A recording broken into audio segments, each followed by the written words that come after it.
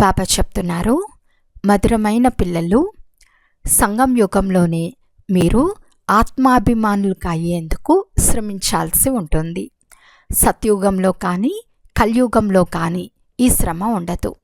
ప్రశ్న: శ్రీకృష్ణుని పేరు అతని తల్లిదండ్రుల కంటే ఎక్కువ ప్రసిద్ధిగా ఉంది, ఎందుకు?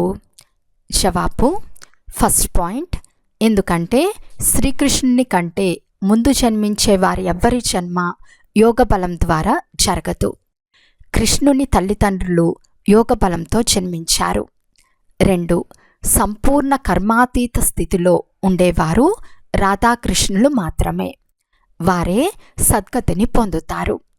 పాపాత్ములందరూ సమాప్తమైన తర్వాత పుష్పాల నూతన ప్రపంచంలో శ్రీకృష్ణుడు జన్మిస్తాడు. దానినే వైకుంఠమని అంటారు. 3.